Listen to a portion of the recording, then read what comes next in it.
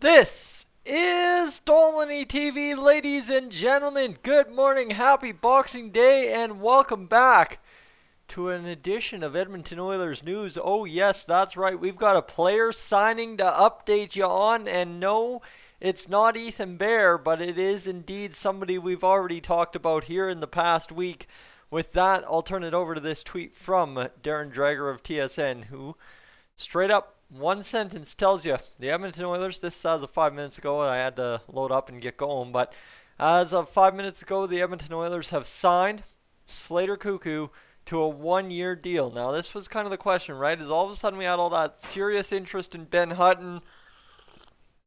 We had some interest in, who was it? Yeah, Travis Hamonic and all those discussion points. And then, of course, all the discussion points about Bear as to how we can't sign him until Clefbaum's on LTIR and stuff. So, end of the day, here's a signing without any of that happening. So, Slater Koekkoek, now a member of the Edmonton Oilers. So, what I'm going to say right now is I always forget to mention it, and we're a minute in, so I think I can. If you're new to the channel and you're just tuning in because you're a fan of Slater Koekkoek and you want to follow him here with the Oilers, this is the place to do it. Dolany TV is a place to do it. So, ladies and gentlemen, if you're new to the channel, make sure on your way out, before you head out of this video, to hit that subscribe button. With that, let's carry on. I'm going to see if I can get Slater Koekkoek's stats. Oh, look at that. Look who's already ready to go. Oh my goodness, I am doing well today. Alright, Slater Koekkoek's stats. Let me raise up the chair so as I'm not sitting here kind of out in no man's land behind the graphics here. And let me actually, you know what, I'm going to full screen this. Just make it easier for you to read and me to read as well. You'll see my eyes, that's all that matters. Is Koekkoek a guy who's only 25, 26 years old going into this season.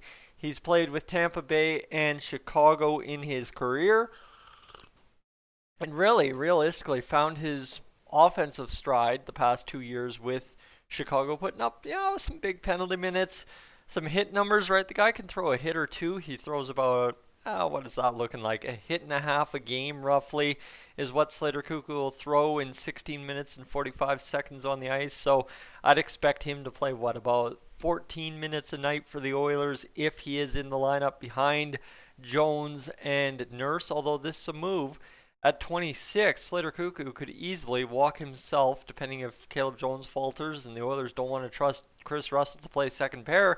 He could walk onto that second pair, and playing 16:45 and 16:27 the past 64 games of his career, he could be capable of rolling into that second pair and being steady enough. I'm not sure what the advanced analytics say, but let's get to it. But first, we have to get to what the contract amount is. That's what everybody's wondering. And the contract with the Oilers is under $1 million in a follow-up tweet by Ryan Rishaug of TSN. So that's what you need to know right there. So this is a signing that could fare very well for the Oilers, or it could fare just regular old Oilers depth defenseman fare, right? Where it's, oh yeah, no, this one makes a lot of sense. He looks good. He could do very good. And then it's just not saying subpar at best, but it's average at best, at very best. So there's two ways this will go, and I'm not exactly sure which way it'll go. But if we get play-in series Slater Koekkoek against the Edmonton Oilers on the Chicago Blackhawks, the Oilers have no worries about how this is going to go. This is going to go very, very well for them if that Slater Koekkoek ends up coming up and playing some big, meaningful games for the Edmonton Oilers. So let me search up Slater Koekkoek here. 6'2", 193-pound defenseman, left-hand shot. That's what we just need to review. He is a left-hand shot. He's a former 10th overall first-round draft pick in 2012. And the other side, too, I did promise you the possession metrics. And you look at this, Corsi 4 in Chicago, so time with the puck driving the play as opposed to time chasing the puck, not driving the play. 51.8 in his first 22 games with Chicago in 18-19, and then in 2019-20 19, 20, 20, 52.4. And let me tell you, Chicago was a 24th place team or 23rd place team, whatever you want to say. So they were not a very good hockey team. So for Slater Koekkoek to do as well as he did on that, I think that's a little bit of a statement there as well. And the on-ice save percentage as well, 92.7 this past year when Slater Koekkoek is on the ice. So that to me would say, especially when you get into the 92s, that means you're taking away the high danger chances and you're getting the saves when they count. So I know as soon as I say that, everybody's going to say the Oilers goaltending is not capable of that.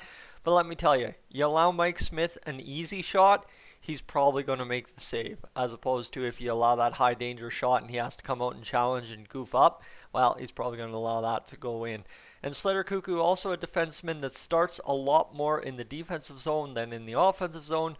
According to this possession metrics even strength chart here by hockeyreference.com, 53.3% defensive zone percentage starts for Chicago last season, and as you saw in the first graphic, +3 on the year, so nothing too much to complain about there. And the other side too, expected goals for at even strength per game, or per, is that 60?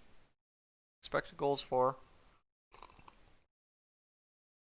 There we go. Okay, so I won't even explain that. That doesn't even make sense to me, so we won't worry about that. But Koekkoek, who also had 3 points in 9 games played in the playoffs, +4. A lot of that came against the Oilers. Don't kid yourself. And then, of course, the similarity scores and stuff like that. There's a lot of old players on there that I don't even think I could come up and give you a real analysis on. So we won't. We will just simply sit here and now discuss the reality of Slater Koekkoek as an Edmonton Oiler. That is an interesting take for sure from Ken Holland. A good one, I think. Hopefully, if it pays off the way it could. Obviously, 6'2" on the back end. We're not going to complain. Everybody did complain early on in the offseason when we were signing guys at free agent frenzy. Everybody was saying, oh, the Oilers got so small. The Oilers are so small. They're not going to be able to compete. Well, I'm sorry. Guess what? Your poor little attitude there goes out the window now by signing Slater Koekkoek. Fair? Fair. All right, good. Sorry to make fun of several people, but end of the day, guys, panicking as soon as you don't like something just doesn't do very well.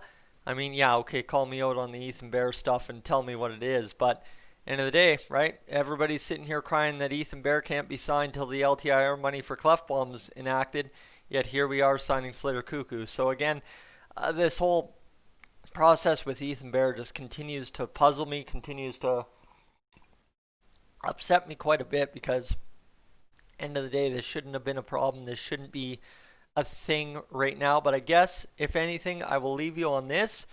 With Slater Koekkoek signed, the only last thing the Oilers have to do is, of course, sign Ethan Bear. And it's Boxing Day, and it very possibly could break live while I am live streaming the Sweden game in about 2.5 hours time. Ladies and gentlemen, you have yourself a great rest of the morning here on Boxing Day. I'll catch you at noon, barring any Ethan Bear news, for the live stream between Sweden's junior club and who else are we playing today? I don't even know who Sweden's playing. I just pretty much rolled out of bed, got myself a tea, got a shirt on, and here we are. So ladies and gentlemen, I'm Tyson, this is Stolen TV. I will catch you in the next one.